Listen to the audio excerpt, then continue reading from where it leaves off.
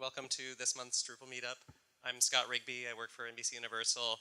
I'm emceeing in Alex's stead today. Not really doing much, but I am going to be leaving early, so if there are any questions before I go, you can just obviously pull me aside. But after that, who would be the best person to... Mani, over there.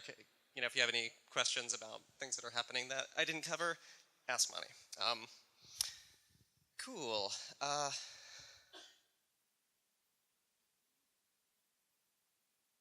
I have to start this. There we go. All right, cool. Just letting you know where the bathrooms are. Is this too loud now?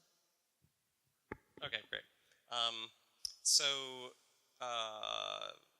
the women's room is down this hallway, the men's room is down this hallway, and there's also an all-access bathroom down there too. We are going to skip this today unless someone is really excited to run mics around to other people. I feel like it's kind of a small group, and so I think Gergely is going to do this, but if someone's really psyched to do it too, let Gergely know and you can help. Maybe on another week where there are more people, it might be good to have more mic runners. Yeah, so we are a little behind schedule. I'll be quick about it, but this is just a preview of tonight. We don't have quite as much content tonight, so we might still be on schedule or even a little bit ahead of schedule by the end. But the most important thing is, of course, the after party. So if you want to stay till the end, which I unfortunately cannot tonight, come to the sponsored drinks. There's another talk in between these two. The first talk is Neil's on protecting Drupal.org with Perimeter X. And then Jacob is going to do a talk on the contribution module? Contributor. A very quick but valuable discussion on the contributor module. And then Scott Walpole is going to do some PCI. Okay. And Robert are going to do a talk on PCI compliance. I wish I could stay for that. Sorry, guys, I can't. But I'm interested in it. And some of these people are here. You can scan the room and recognize some of these faces. If you have questions too, besides, you can ask Mani and others who are on this list. I am obligated to thank my employer for the venue, food, and all of that. Yes. By drinks, they just mean non-alcoholic drinks like soda and stuff. And Fastly is taking care of that, which is great. We should definitely thank Fastly. They're fantastic.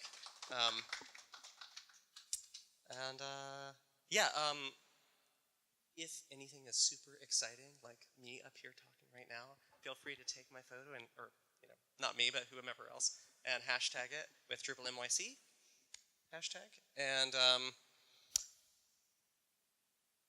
upcoming events. So upcoming events. So I was not aware that this moved, but Drupal Camp NYC moved to June, which is cool. Sandcamp is March. That's great. Does anyone have other Drupal-related events that they want to mention? Next slide. Great. Next slide. Oh. Next slide? No, yeah, I mean, keep going. Okay, just keep going. Okay. I don't know, we had this whole thing. Okay, Drupal Camp NYC, unfortunately, can't happen in March. We had a problem with the venue, and they've increased the price, so we're looking for new venue. We're looking for a date in June, and we'll keep you updated over the next few meetups. And if anybody is interested in volunteering, you can look at the information on meetup.com, or if you're on Slack, we have a channel, Drupal Camp NYC. You can just join the channel and help us organize. Thank you. Cool. Thanks, Mani. yeah, if you want to give a lightning talk or a longer presentation, have ideas about something you want to have an open discussion about, then yeah, please just reach out to one of us. But also, there is this handy link which I have not tried, Drupal.nyc/suggest for people listening to this later. Who is hiring right now? Is anyone here that is at a company who is hiring? Do you? Yeah.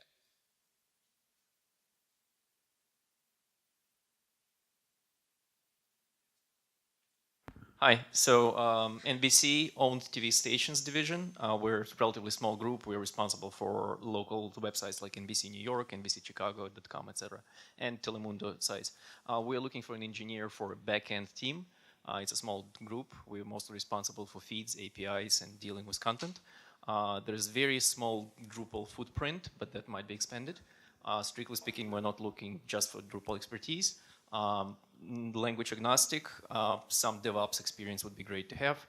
Mostly just looking for bright engineers, senior software engineer position. Dmitry, if you need me, ping me. Hi, we're with Estee Lauder Online. We have a huge Drupal platform, and we have dozens of brands on it, and we're hiring experienced Drupal backend and front-end developers. Come chat with us if you are interested or know anyone interested, ideally in New York City. Hi, yes, we're Memorial Sloan Kettering Cancer Center.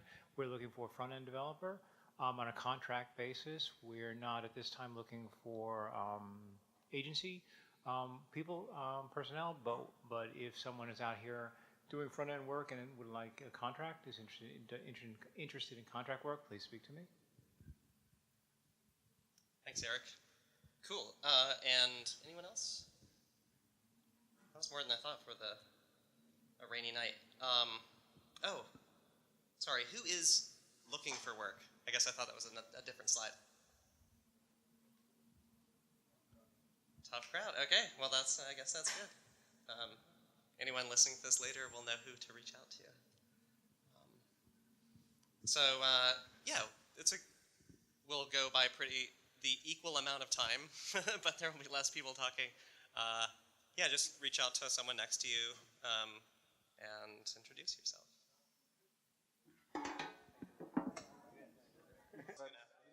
Just giving a 1 minute heads up.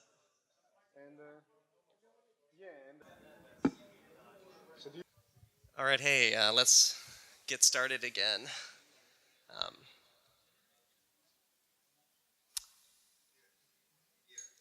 Great. So I guess the next item on the agenda is Neil. Give it up for Neil. So it wasn't clear to me that this needs to be pretty close to your mouth. That's what Chris was saying. So.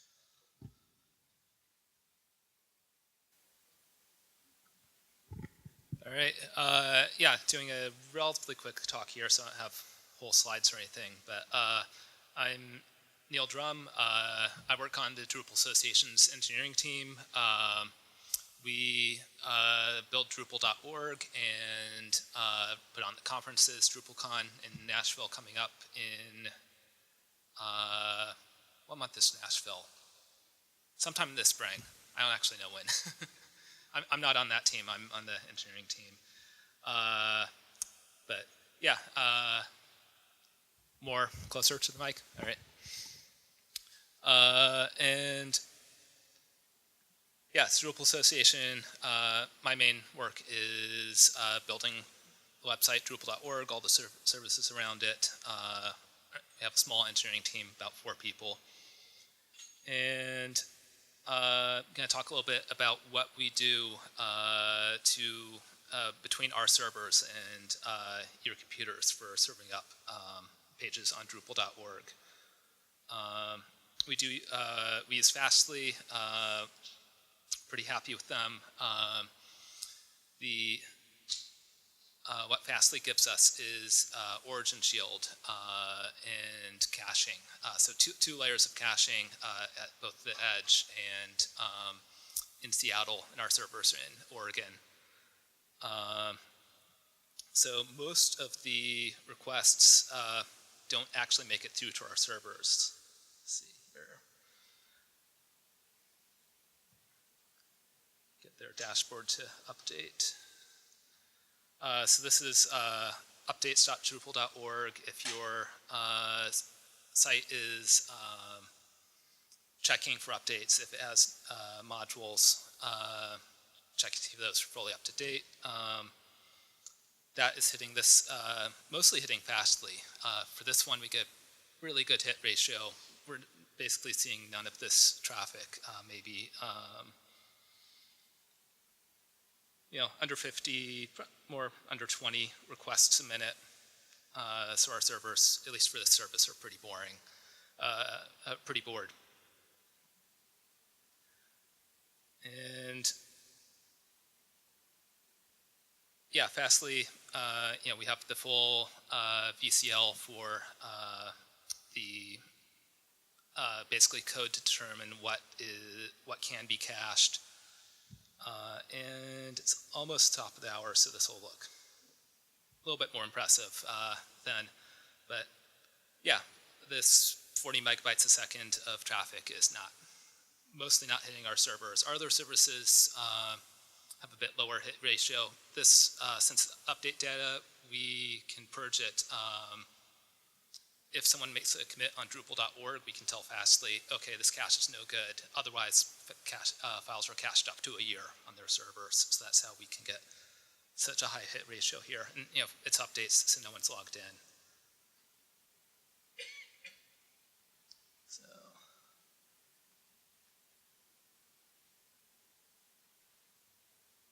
yeah, we'll give this a minute to see what happens at 7 o'clock.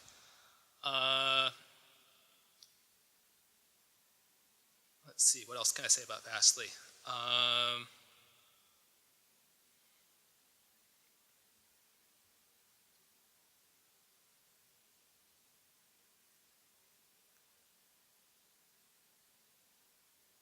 And with the VCL additions, configuration in Fastly, that's what we use to do the next integration with Perimeter X, another company we're working with. And what we had been doing in the past, if there were sources of traffic that are getting through to our servers, we'd have to open up the Fastly configuration and figure out which IP is hitting us and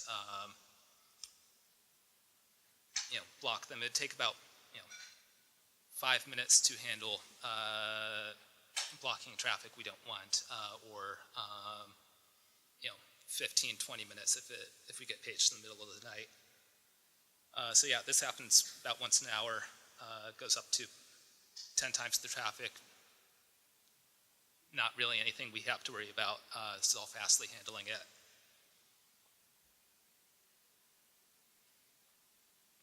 So, yeah. And yeah, New Relic, that would take a few minutes to update anyway, but that can see over the last 3 hours, the traffic stays pretty low. But the things we do care about, let's see. Yeah, stuff like this in the last hour and a half, where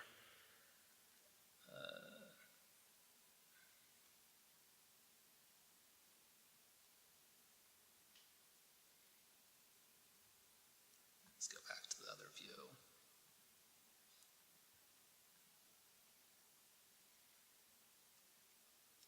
In the last hour, we have the normal traffic is down here around 500 requests a minute for just www.drupal.org. But for some reason, there's more traffic today, almost double that amount of traffic. And that's the sort of thing, traffic getting through our servers, through to our servers that can impact our delivery of pages to the internet. In this case, we're handling it just fine. The response time, it's kind of slow. We'd like it to be faster regardless, but it is what it is for now, and we're not seeing too much of an effect here. So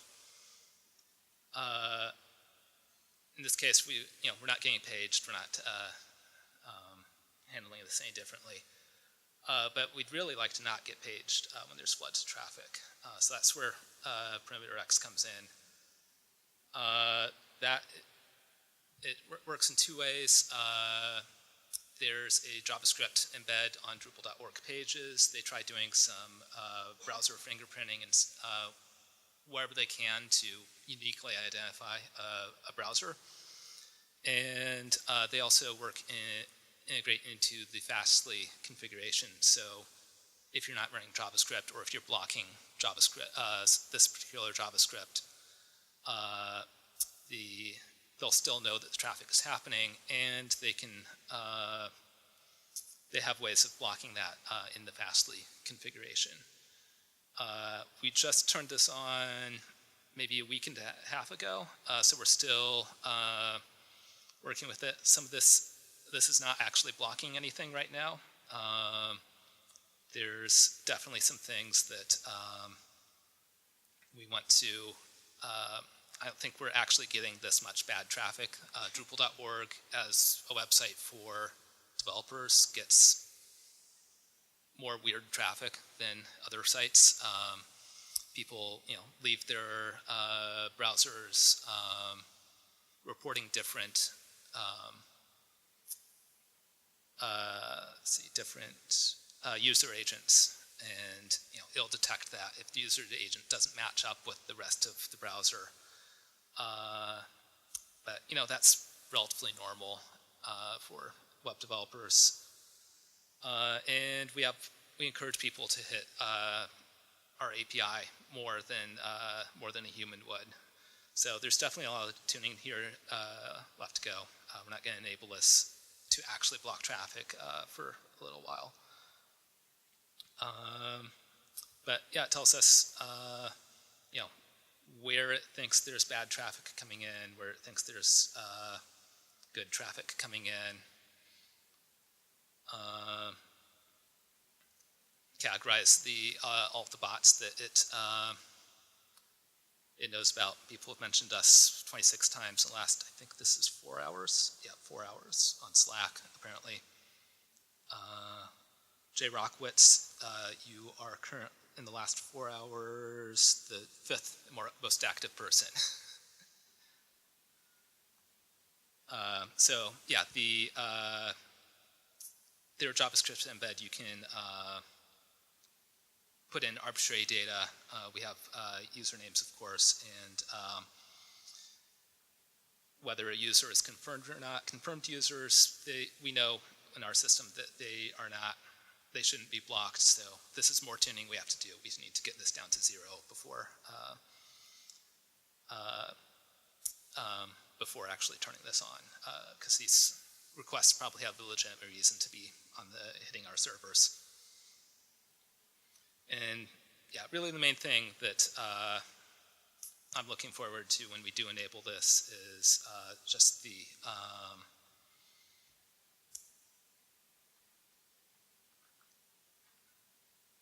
limiting the volume of requests, because we have a certain number that our servers are provisioned for, and yeah, it's the floods of traffic that really slow down our servers. But yeah, anything else, anything that's unusual that's happening, like someone trying a bunch of WordPress vulnerabilities against our site, that happens to all sites on the internet. We can dig into, let's see, it's underneath there.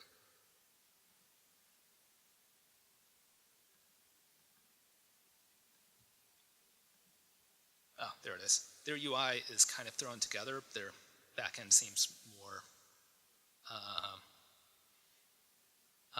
more put together than front end just seems like a few JavaScript things thrown together, but it works.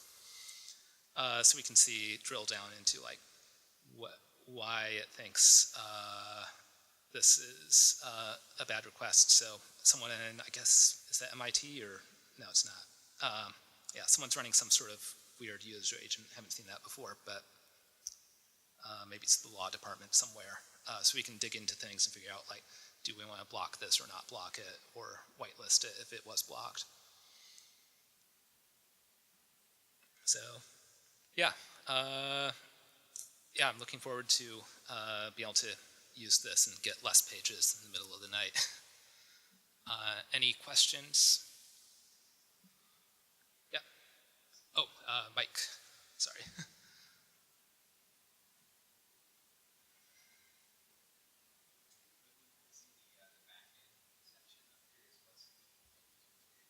If you block me. We haven't quite gotten that far where we're actually using it. I believe there is,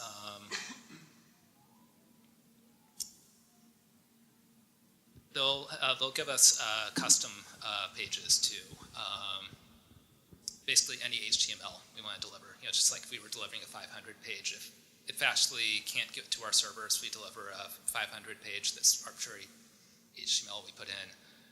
And I believe in some cases they'll even put in a CAPTCHA challenge to see if someone can prove that they're human. So I have the ability to unblock myself as like a first line of defense. Yep. Cool. I think there was another question. That was my question. Ah, okay.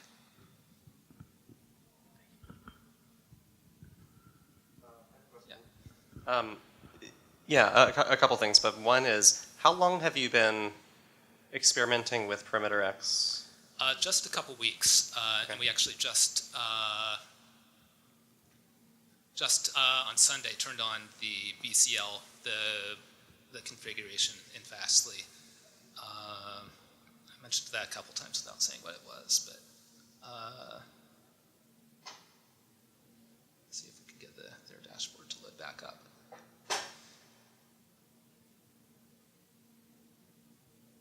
So we're not going to run this on the updates service because that's pretty straightforward. It's all cached. It's running pretty nicely.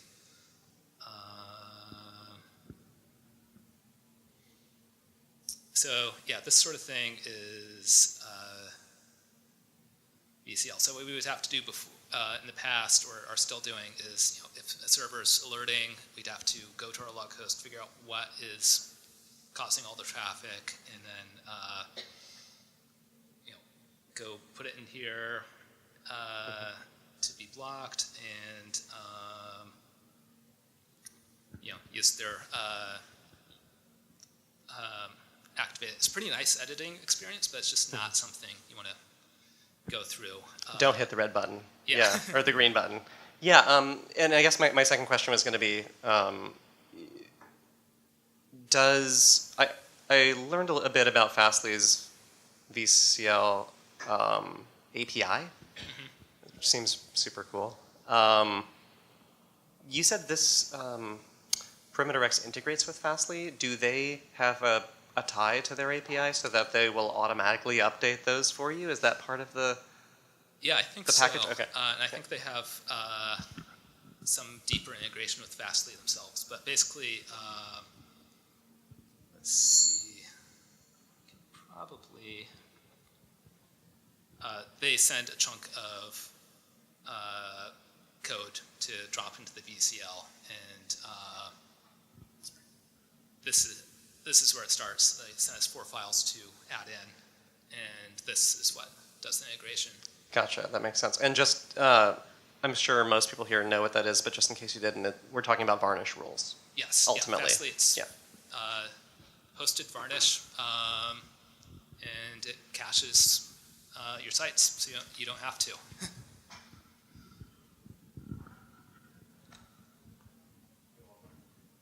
One more. I'm curious, did you look at other products besides Perimeter X, and what made you choose Perimeter X over those other providers?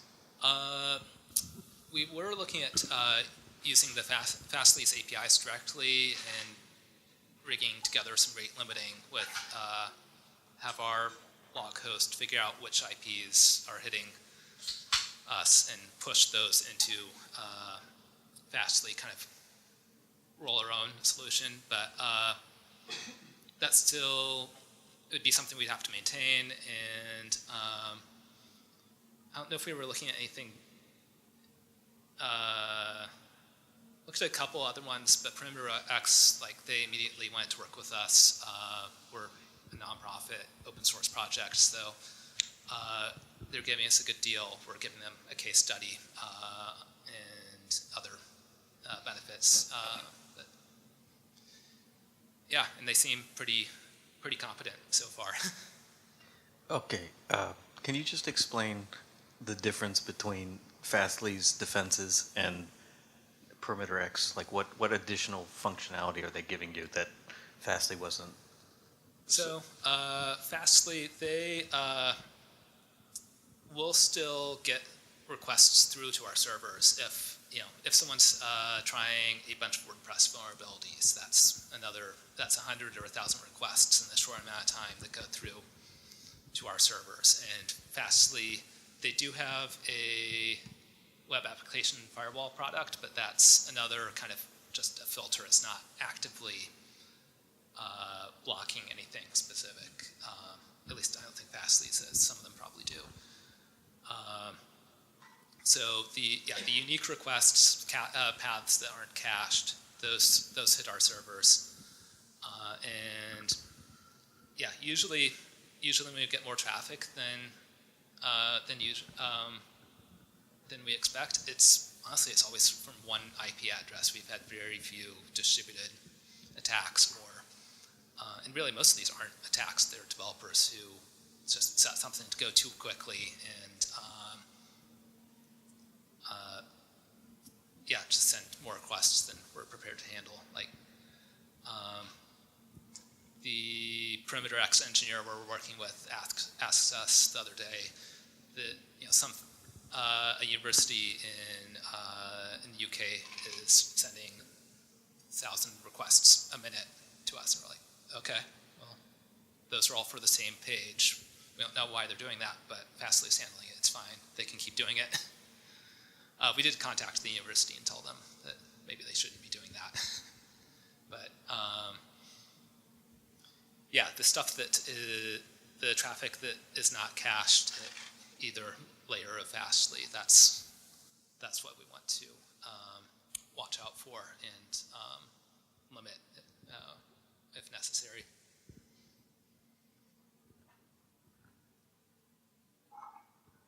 All right, thanks. Are you ready? Yeah. Yeah. So we have Jacob talking about the contribute module. So I actually know how I caused that traffic in the last few hours. I can show it to you. Give me a second. I was trying to get data off of Drupal.org. Okay, good. I can do it. Well, let's see. Wow. Let me just fix the resolution on this. This seems a little extreme. Let's see if we can get it to. That's better. Okay. All right, so this is an impromptu. This is a lightning talk. It's going to be 10 to 15 minutes at most. I don't have slides, but I have lots of things I can show you, and I'm comfortable talking, so I'll keep some pace. So to start off, my name's Jacob Rockwitz. I'm a Drupal developer and software architect. I say this at the beginning of all my slides, so it's pretty easy to remember it. I built and maintain the web form module for Drupal 8, and I've been doing it for the past 2 years. It's not sponsored by anyone. I'm doing it on my own time as a project, as an experiment. I also just enjoy doing projects like this, and I enjoy seeing how open source works and learning from the experience and getting people to collaborate and seeing what people can do with web forms. And I personally love the capabilities of Drupal where everyone collaborates and builds these amazing tools and everyone shares them. But something I've also noticed, like I started this project and I didn't realize that I would be doing 95% of the work with 5% of small contributions coming in. And that's the nature of open source, is a very small number of people do all this work, and then all these other people benefit from the work. And the foundation of open source was that, you know, they wanted to have the freedom that you could use software and do what you need with it. And they wrote the GPL, and it gives you this freedom, if it's open source, to use the software. And if you modify it, you're supposed to contribute it back. And it makes a lot of sense. The byproduct of that was free software, in the sense of it's free, and everyone can use it, and that's not the case. Maybe just got word from this. Maybe hold the mic. Oh. It's somehow. Is that better? You're recording this? That's the problem, because I'd rather not have a mic at all. I just talk loudly and bellow. Okay. I'm not going to spiel about open source anymore, but it's a simple thing. You go to DrupalCon, you go to a presentation at the end, they always say, you got to contribute back, and they have slides about it. And I've started doing that. And I kind of realized there's just a fundamental problem where not enough people understand what Drupal is, what open source is. And I think it comes from the experience of using the software, because that's what we're all here for, is to use software, install it. And there's no mention of open source in the Drupal experience. There's no mention of the people doing the work in open source. And I decided to experiment, and I'll just keep my hand moving here, and try to put some message into, you know, the web form module, where I did some experiments. And I'm going to just quickly show you the module. I'm doing some experiments with messaging. I'm encouraging people to join the Drupal Association, because that's the backbone of everything that happens in our community. The Drupal conferences, the infrastructure, what Neil's doing, the fact that you have modules you can download. And I even also started, you know, I added an about page to recognize what the work is, what's going on, to get people to contribute, to help support it. And I'm mentioning Drupal. Drupal does not have a page like this in the UI at all. Any mention of a conference, a community, go to Drupal.org and figure it out. But everyone comes through the software. You give your clients the software, they almost never go to Drupal.org. And Composer is making that a moot point, because you run Composer update and you're done. You never go to Drupal.org. So I decided to experiment with something and to write a piece of software called the Contribute module, which encourages people to contribute to the Drupal community. It's part of the user experience in Drupal. And I made it a dependency of the web form module. And basically what happens when you install the web form module, it says you need to go get this module called the Contribute module. And by the way, I've put a lot of thought into this. So as I'm talking about it, I just want to be clear, there's like multiple blog posts, and if I go here, there's a page explaining everything I just talked about, like why this module exists, what's the point. It even has a little GIF running to show you what it does, and it basically adds a little thing to your status report. I'm going to show it to you, and I actually did some more work on it recently. You install. It's just part of the experience. Look, you're a new user to Drupal. You come in, you get to the status report, and it says, hey, this is your community information. You should create a Drupal.org account. That should be given to any person involved in Drupal. And you really should become a member of the Drupal Association. In my mind, just saying it in the first moment that someone installs Drupal is enough. They probably won't do it for 6 months, but the sooner you say something like that, it starts to aware them that there is a community that you have to participate in. And then the third block here is to encourage people to contribute. And what it comes down to is there's this little configure here, and I'm going to use my account. The idea is to kind of inspire people to create their account and then enter the information. And it just pulls their little data from Drupal.org and kind of brings that into the experience and says, hey, you have an account, you've been around. It looks at your membership status. It looks at your contribution status and just acknowledges them. And the goal is, it's like awareness, education. It's a message. And the next part of this, so my first step was I did this, I did a blog post about it, was just to get the message out there. And the next part was to acknowledge the people doing the work in Drupal so that they're inspires more people to contribute, and also inspires the people doing the work that they're being recognized. And so I'm experimenting with these dialogues that start to, by the way, all this information is from maintainers.txt included in the software that no one knows about, except if you're a developer. And it just lists the people doing the work and what they're responsible for and what they're working on. And by the way, this page is what hit Drupal.org a lot, because I had to pull all the thumbnails off in a script. There are people here I don't even know about that are doing work on Drupal, and it was kind of interesting to be, oh, that person is a core contributor. And I also think it's really important. The Drupal Association seems to get beat on for the stupidest, like, they're the backbone. This is it. What Neil's team does is matters to every person using Drupal, our everyday work. Any commit I make is because they're doing work on Drupal.org. So I think it's important to acknowledge the Drupal Association. And also, I even include the board of directors to make a point that there's a governance. There's a system here. There's a community. And then finally, with Drupal, and I'm going longer than I ever expected, but you install modules, and people are trying to maintain those modules, and it's important to recognize those people. And I just started working on this, and I can't really get the thumbnails in, but the idea is to highlight the projects you're working on. Ultimately, we should be highlighting projects that need help. Like, my best example is the rules module is in this absurd moment where it's in an alpha release being used by thousands and thousands of websites with no real stable code. And it's like the backbone of a lot of people's sites. So I did this. I put the module out there. It's a dependency. It breaks the norm of Drupal because it's a non-technical dependency that I'm putting. So the web 4 module when you install it says you need to go install this module that makes this statement. It's a non-technical dependency. And stunning the pushback I've gotten from the community. It's a crazy, I'm here just to vent a little bit because I can't be as snarky and as obnoxious as people are on Drupal.org in their comments, in their feelings about. I mean, only one, I'm not even citing the person by name, but they decided to take a dig at me. It was crazy. I couldn't believe they did this. The dig they took was not that they were complaining about this module and the non-technical dependency, but they decided to throw in that, yeah, you should remove this blue message at the top when you install the module that says, congratulations, you've successfully installed the web4 module. Here's some pointers to help get you started, and it's a dismissible message. And they decided to throw that into their complaints. So yeah, I'm struggling with this because I'm getting this pushback that seems a little crazy. I'm going to do a blog post, and the honest statement here is this is a statement. It's a protest. My 12-year-old son said, yeah, it sounds like you're protesting. People are agreeing with what you're saying, but they don't like that you've held the sign in front of them, and they want you to move out of the way.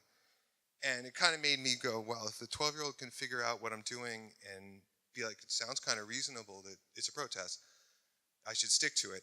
But the truth is, to everyone in the room, I'm going to remove this dependency at least either before DrupalCon or after DrupalCon. I won't tag a stable release with this. But one of the goals was to get a message out, to make a point, because by the way, this has been discussed in the community for years and never has happened. If it went into the issue queue, it would take 4 years before we would see any change to the message in the software, because people are a little weird and they're like, you can't do that. So I almost just want people's feedback. I want to know, here's what I need help asking the right questions. So that's kind of like ask questions that help me ask the right questions. Like, is this offending people? People who are new to this meetup, new to Drupal, do they find this as a foreign thing? Is this throwing anyone off from a user experience? Did they just assume that Drupal should have it? I mean, if you come from WordPress, this is part of WordPress. I want to emphasize, like, WordPress is destroying Drupal because I think they're doing so many things right and they have a few things wrong, like the code. No, that's a true statement. Like, I think everything they're doing is right, except the code and the fact that they're, like, forcing people to pay for modules, which breaks collaboration when you put paywalls like that in there. But they have software that gives credit. First off, they have a dashboard that calls out events that are coming up in the community. And they have an about page that says what's going on, what's new. It's welcoming, it has messages, and then it gives credits. I mean, this one blows my mind. It gives credits to the external open source libraries that WordPress uses. Why wouldn't you do that in Drupal the software to acknowledge that we've gotten off the island and we have all these external dependencies we use on? And then, of course, they reinforce, we can complain about WordPress and how people, it's not totally open source because you charge for support, but they have the freedoms of open source embedded in the software. So that's it. I almost just want feedback. Anyone offended, you could yell at me in person, which would be really kind of cool. A lot better than like taking it out on issue queues. That's it. Thank you.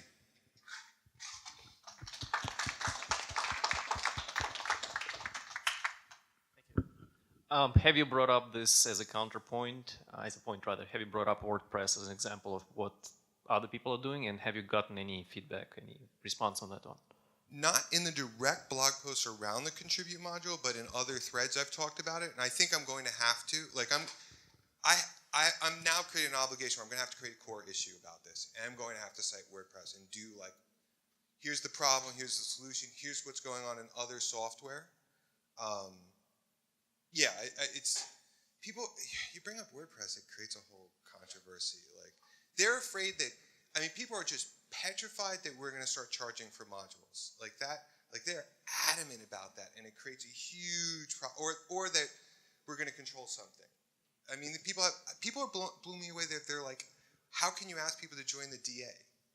And it's like, it's just ridiculous, you know. And then someone said, oh, but what if some people can't afford to join the DA? And I was like, that's okay. That's what, if me, who can afford to join the DA, joins it, and those of us who have the money do it, then the DA can reach out to these underserved communities. It's like cuckoo-ness. But okay, sorry. Other questions?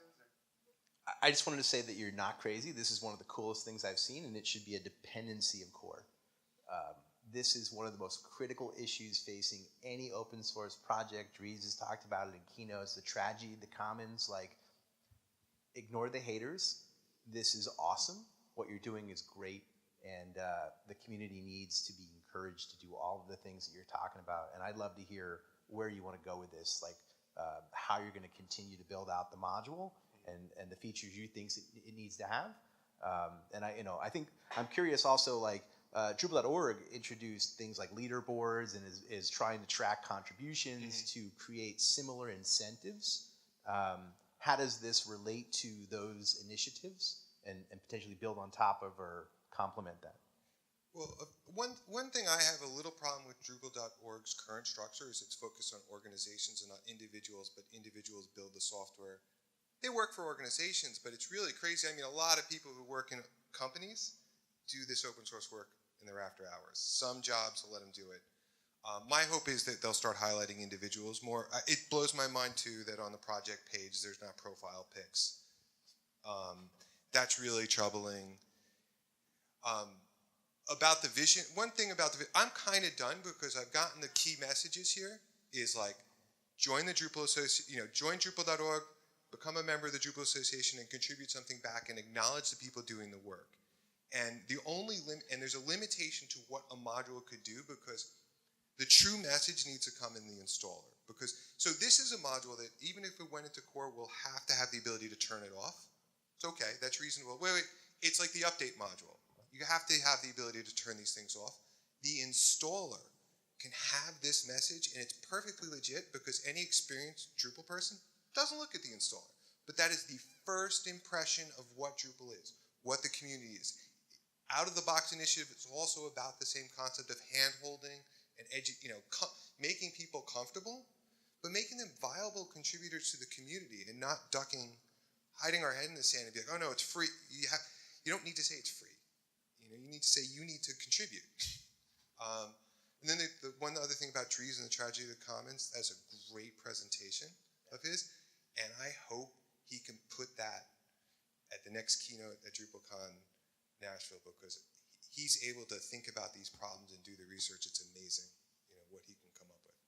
We're the only community that does the commit credit system. I think we're like, Neil's brought it, you guys, Drupal Association brought up the challenge of that's a very unique feature on Drupal.org in the community. Anything else? Cool. Thank you, guys.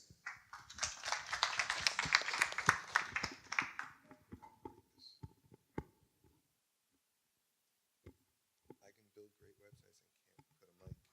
I don't want to break it. Thanks, guys.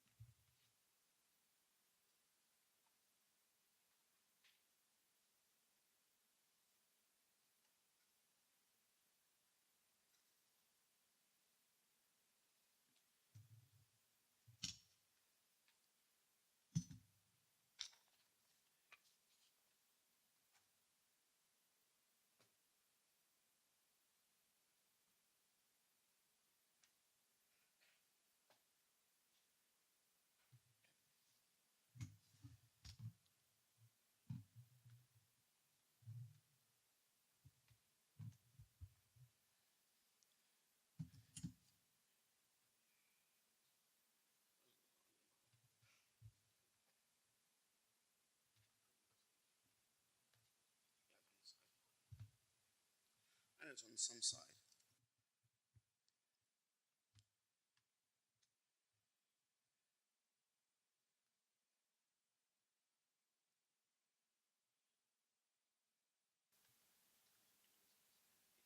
You can choose me. And Robert.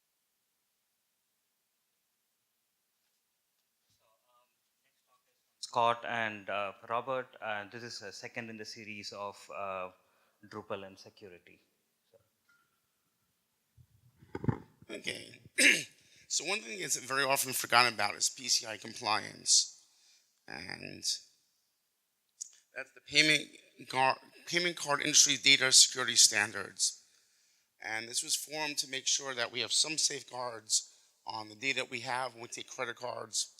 I remember my very first e-commerce site I did, I think it was like 96, and I used something called data encryption. I had absolutely no idea what I was doing. And neither did the credit card companies. And it was horrid. Luckily, they have a little more standards. And for the most part, there are 4 levels. How many people are familiar with PCI compliance and actually have worked with it? Okay. How many people have websites or built websites to take credit cards? Okay, a lot more people. Okay. So most of us are probably familiar with what mostly goes on. You get a token, and most times the API call goes right to the gateway, and that's probably for smaller sites the most secure ones. For level 1, level 2, those are usually larger companies, and that's really not the focus of what we're trying to talk, because they have the budget and the people to go through everything and worry about it. And if you're working for level 1, level 2, then you know this already. I'm looking more at level 3 and level 4, and that's more than what we'll be dealing with on a regular basis. Those are the type of clients I have.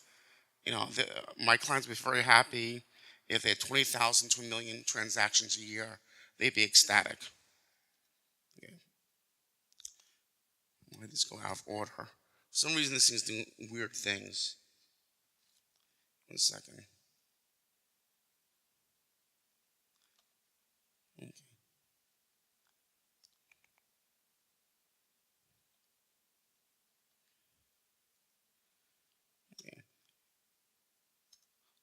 One of the other thing that very often gets ignored is the offline PCI compliance. And I've had a client who most of their orders came online, but they did a custom order. People would call up, they speak on the phone, he scribbled their MasterCard or Visa number down on the order, processed the order, and once it's processed, he just threw it in his trash can. And I said to him, well, what are you doing that for? So I'm throwing it out. And I said, where do you throw it? In the dumpster out back. And who goes in that dumpster? Do you realize you're violating your PCI compliance rules? He looked at me dumbfounded and said, I never even thought of that. Who goes through trash?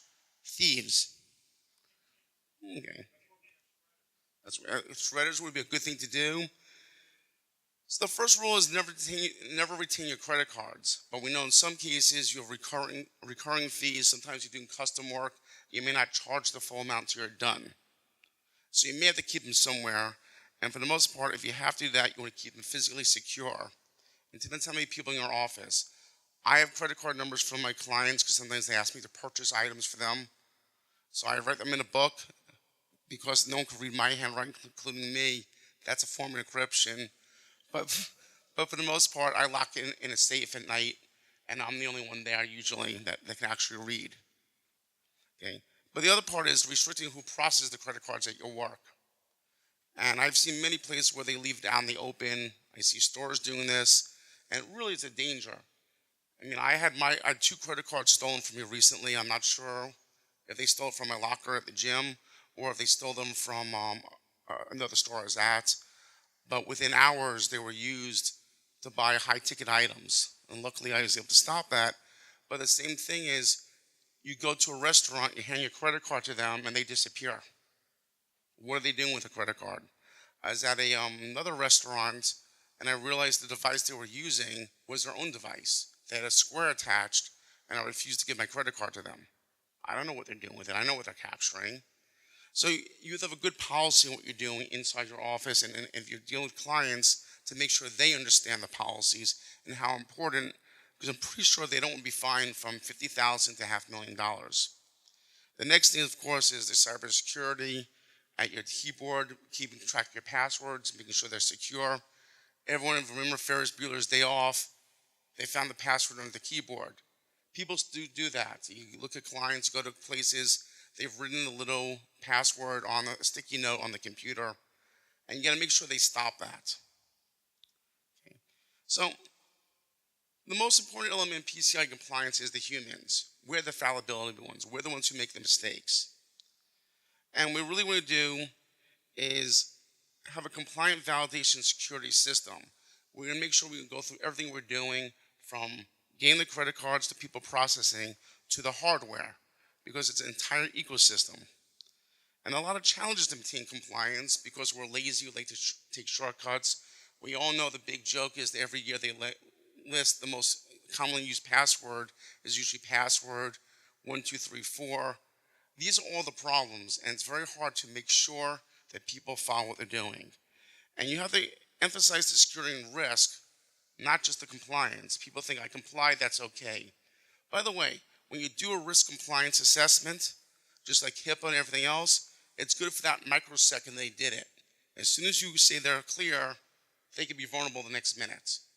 So that's important to make sure that people understand it's going to cost them money if they make a mistake. They can lose clients. How many clients do you think Experian lost, or wherever data breaches we had? Even though that was not credit card compliance, that's still a data breach. Okay. Now, the next step is the server hardware, and Robert's going to come and talk about that, because unlike us humans, that is predictable. That's a known quantity. It uses logic, and logic can help us prevent a lot of things we're doing. Thank you, Scott. So Scott's gone all through the things for humans. Now we're going to talk a little bit about what you need to do to your server. And of course, you don't have to worry too much about PCI compliance generally, but these are the very basic things. So as part of this process, we just wanted to kind of bring up the simple stuff that everybody should be doing. And of course, we know security is made up of layers. So Scott started talking about the human, and I had to do that one time at a prior firm where after hours we had to go through everybody's desk and find anything out on their desk that was related to passwords, account numbers, make sure their desk was locked, make sure the PC was shut down correctly. It was like a major pain to stay around till 10 o'clock at night going through everybody's desk. It was really bad, but you would be amazed at the stuff we found. Absolutely amazed. People would not log out of their server, so one of the guys would start sending out emails to appropriate people with stuff in there that was like unbelievable. So please pay attention to the basics. You know, we're all human, we all make little human mistakes, but it really does count. So now on to the really good stuff that I enjoy, the server stuff. So as we talk about layers, you think about what's my server security? Well, everybody knows about file permissions. Well, on top of file permissions, you can also do ACLs. And the ACLs, you can have a broader control or a finer control than you can with just normal file permissions. So, okay, I've set the file up for a 640. And if you know what that means, it's, okay, I am the owner of the file, I can read and write. The rest of the world can only read. End of deal. Now, through ACLs, you can even get more fine in there and say, okay, my web server can read even though I am the owner of the file. So ACLs are great. Sometimes they take a while to get used to, but take a look at them. They are good. You can interrogate them so you can find out what your ACLs are, and it's through your set and modify of your facts. The next layer that I think of after I got file permissions, I got ACLs, well, I got SE Linux. And what happens if you do research online about security? What is the first thing they tell you to do? Turn off SE Linux. And I haven't figured that out.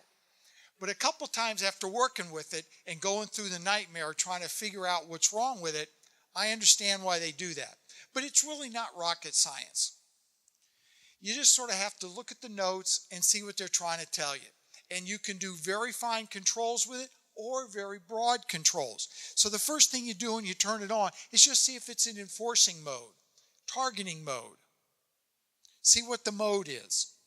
If it's targeted, you got a little less leeway. If it's enforcing, you better have it right or everything will come up no access. One thing you can actually look at is, okay, what is my context? And SE Linux has a lot of these verbs. I won't go through them all and bore you with them. But the easiest thing to do is, everybody knows ls. Well, you can do an ls and a capital Z, and it'll tell you what the SE Linux context is. And you can change it by doing the change con. And again, you can set it to either read, you can set it to read-write, you can allow the HTTP to read, or you can disallow other functions. It gets really complicated. And always go to the audit log and see what's going on. Once you get through file permissions, ACLs, SE Linux, well, then you're actually down to the browser now, where most of us live. And of course, you want to be able to set your browser up or your Apache up for your most secure setup. Obviously, when you're testing, you want it lax. But when you're in production, you want to use HTTPS. You want to turn your trace off. You want to have your server tokens prods. So it only says Apache or HTTP. It doesn't give the version number in that long string of stuff that they can use against you. You want to put your options, no indexes. You don't want them out there browsing all your files. Work on your e-tags. Do you really need e-tags? Some applications do, some don't. Remember, we're trying to do layered security. So you want control on where you want it, and you want it off where it's not. Also, very important, monitor your SSL certifications. I've had many clients come up at the last minute, oh, my cert expired, I need a new cert. Happens all the time. What you can end up doing is just a simple monthly job to go out and read them, and if it's within the next month, send an email. Very simple to set up, but it's not usually part of the default process. Also, when you start setting up your SSL secure sockets, think TLS, Transport Layer Security. Unfortunately, SSL is old school, but we think of SSL every day. We don't think of TLS. Also, as you may or may not know, TLS version 1 is actually being downplayed now. I think in the next year, they'll turn it off for PCI compliance. You have to use 1.1 or 1.2.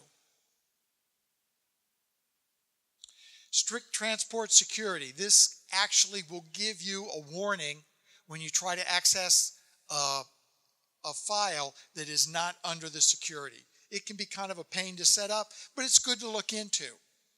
And of course, take a look at your Cipher suite. I got the long list here. It actually ran on, so it's hard to read. But you can actually interrogate it by going down and doing an SSL, ciphers, put in the code, and it'll give you what the English versions of them are. The main thing to look at is you want to turn off a lot of the simple ones, like MD5. You don't want to be using that anymore. And server test, we had some problems here. Bear with it. But again, this is what you want to do. You want to use OpenSSL to test your server. It's very easy to do. You want to use curl just to go out and interrogate the server. You don't even have to do it remote. You can do it right from 127.0.0.1. It's very easy to do. And it'll give you all the information back. You can test everything to see if it works. You can use SSL and put in certs that you don't allow, and it'll come back blank.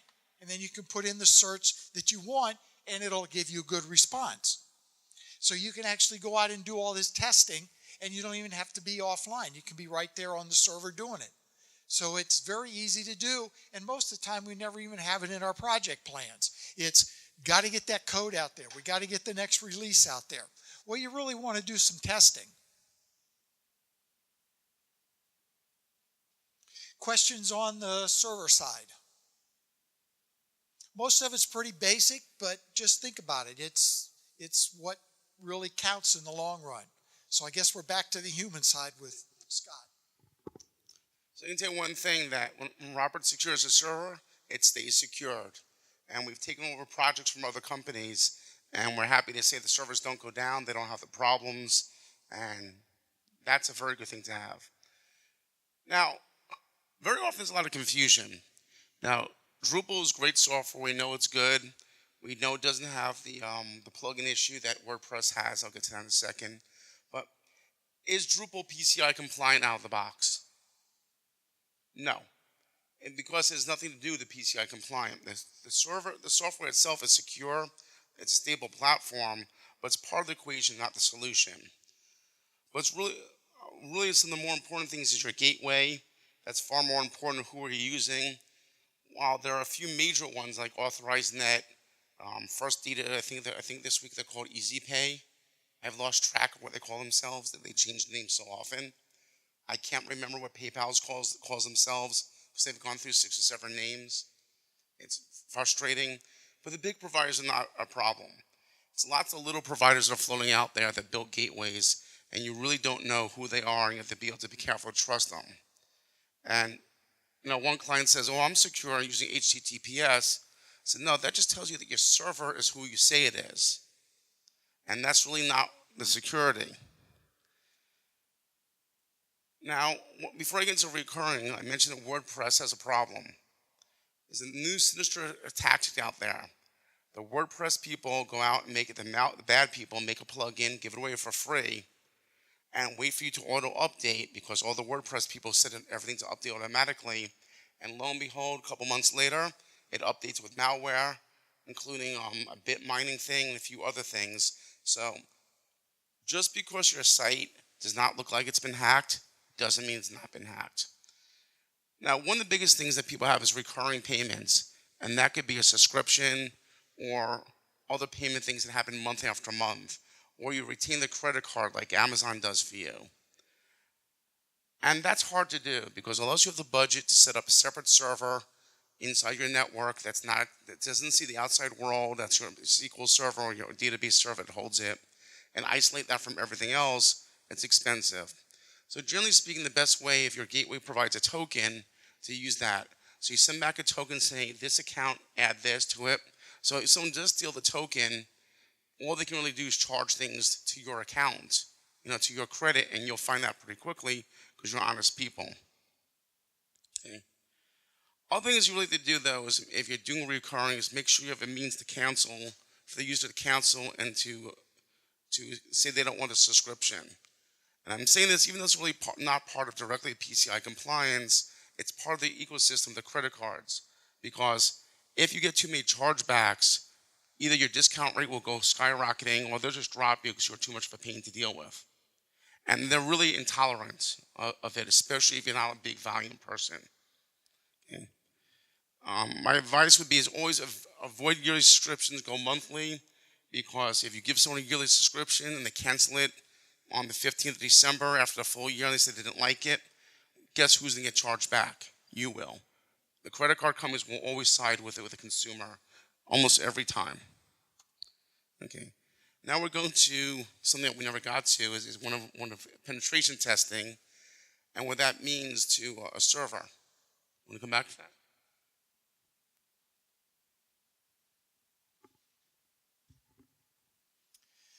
Penetration testing. Has anybody ever tried that on a site?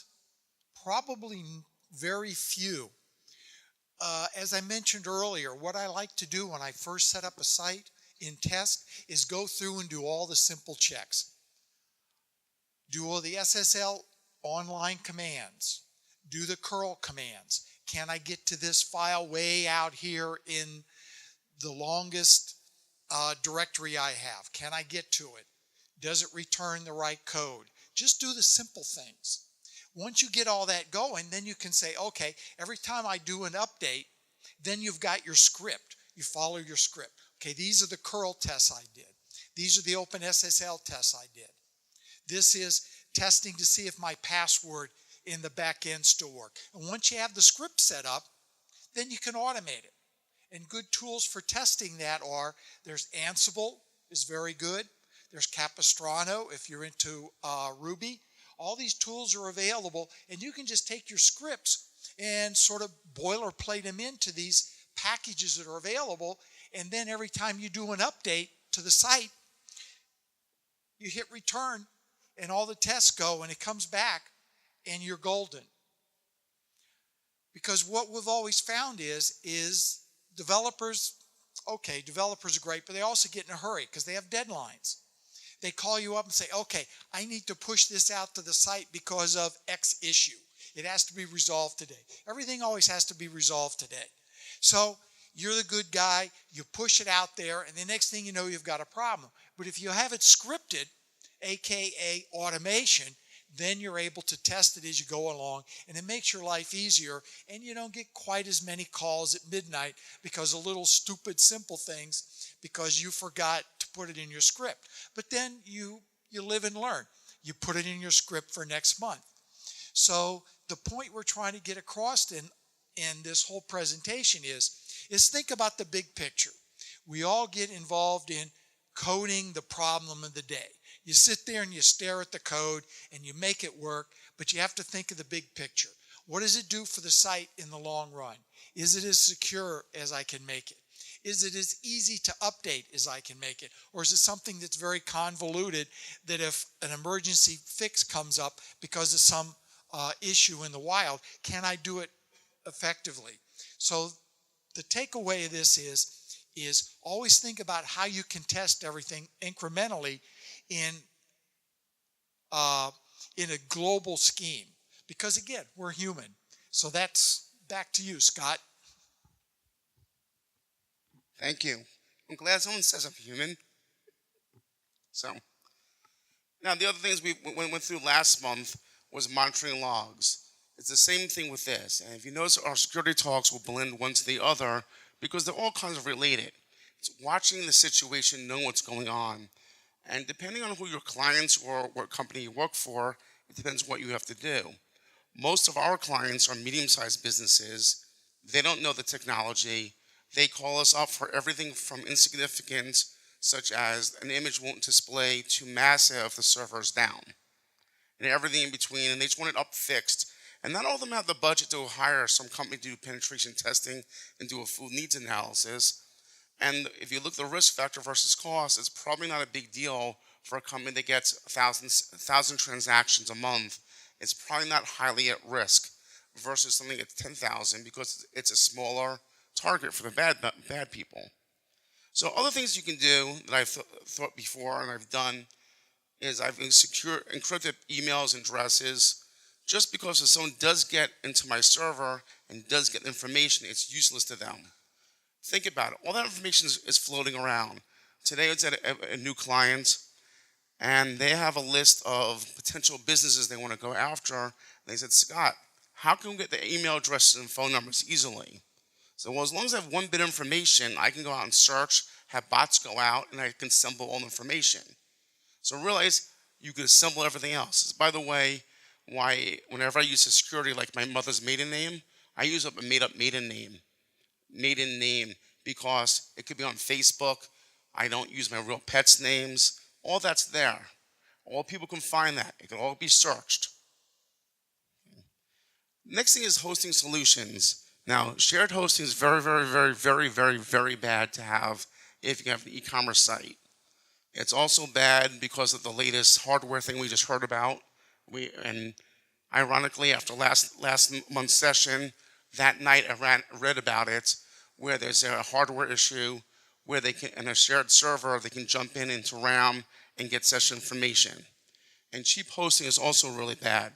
I was reading an article about Drupal and PCI, where the company, and this happened to me also, they spend tens of thousands of dollars on a site, and then they go for $7.99 a month hosting. And I just don't understand it. But that's what some of the people do, because to them, it looks like the same product that's out there. Last but not least, we have a checklist of things that you can do. And on the checklist is your network is secure. What are you doing to protect data? What are you doing to maintain your servers? Are you updating them on a regular basis? Are you restricting the access to need to know? If the person in returns doesn't, or inventory doesn't need to have credit card information, they should never see it. They should never have access to it. Do not give everyone admin access to the back end of Drupal. I have plenty of clients to do that. Everyone has admin access. I built for a bagel company. I have to lecture them time and time again. They give everyone the same access, then they wonder why things are breaking. That's because you're giving people access to things they shouldn't have. That's why I built an ACL for you. Okay.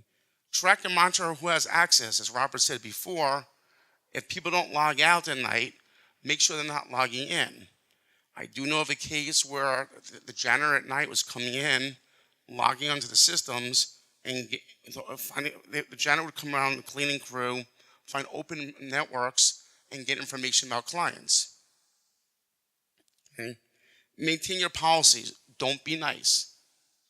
Okay? Make sure they follow the rules, and if you have to fire a person, you fire that person. Okay? And it's thanks, and it's Robert and I, and we hope to be somewhat entertaining. Hopefully my skills of PowerPoint will get better over time. It's not the only I'm proficient at. And that's what we have. And do we have any questions? Patrick. All right. What's the best way to enforce PCI compliance? Because when I used to work for a POS transaction company, this was years ago, sometimes it's not always enforced. But so what's the best way to approach it? Because I think we need more of that now. Well, Probably the best way is to go up to the person, head of the company, and show them what the fines can be from the PCI compliance. And that doesn't work. Then I'd give them a strong word memo saying, when this fails, I'm going to bring this to the credit card company so they understand that you ignored the policies. You have some other exciting things. I mean, it's an exciting topic. I know it's not the most exciting topic in the world, but it's why it gets ignored. It's why it's important. Who here has a site that takes credit cards and does more than 1,000 transactions a month? Okay. Estee Lauder, company that started in the great town of Astoria. Okay. So any other questions from anybody? All right, well, thank you, and we're almost done. All right.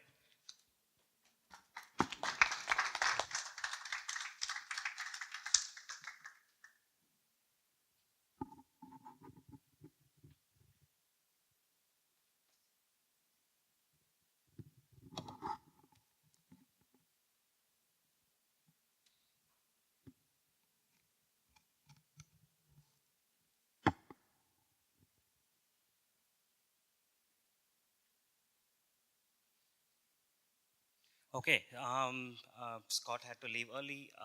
We just have a couple of more announcements. So about this slide, did everyone see the launch of Falcon Heavy?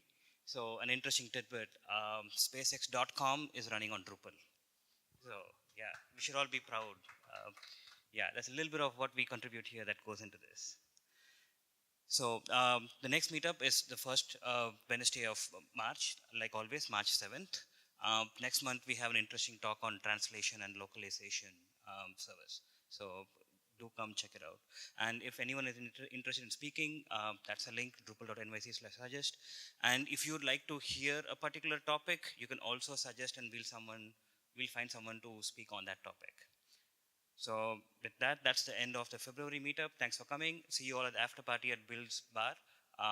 The way for that is through the concourse and across. Chris? Okay, so we'll have to leave here around 8:30. So if you guys want to hang out here, network, that's fine. Around 8:30, we'll move to the bar. Thank you.